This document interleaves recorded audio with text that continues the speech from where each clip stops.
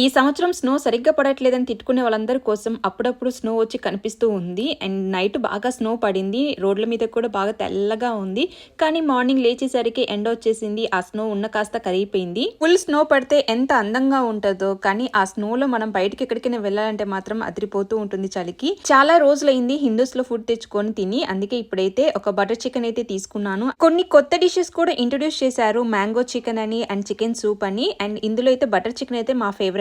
And Hindus లో కూడా ఇలా ప్రమోషనల్ కార్డ్ అయితే ఇస్తున్నారు. సో అందులో మనం ప్రతిసారి పర్చేజ్ చేసినప్పుడు స్టాంప్ వేసుకోవాలి. 10 కంప్లీట్ అయితే ఒక డిష్ అయితే మనకి ఫ్రీగా ఇస్తారు. బ్యాక్ ఇంటికి వెళ్ళేటప్పుడు సూపర్ మార్కెట్ లో వాటర్ బాటిల్ తీసుకుందాం అయితే వచ్చాను. ఒకే ఒక వాటర్ బాటిల్ అయితే ఉంది. 5 లీటర్స్ ది మేము ఎప్పుడు క్యారీ చేసేది, బట్ ఇప్పుడు 5 లీటర్స్ ది వచ్చినట్టునే తీసుకొని వెళ్ళిపోతున్నారు. ఒకటి కూడా అవైలబుల్ ఉండట్లేదు.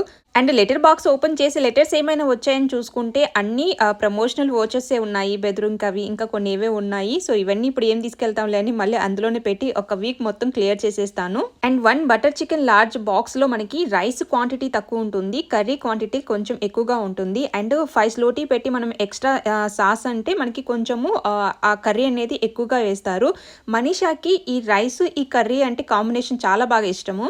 ఆ రైస్ క్వాంటిటీ కూడా మనీషాకి సరిపోయమనే వేశారు. అది మనీషాకి ఇచ్చాను.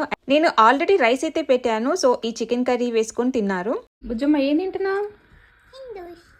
మమ్మీ చికెన్ ఇష్టమా, హిందూస్ చికెన్ ఇష్టమా?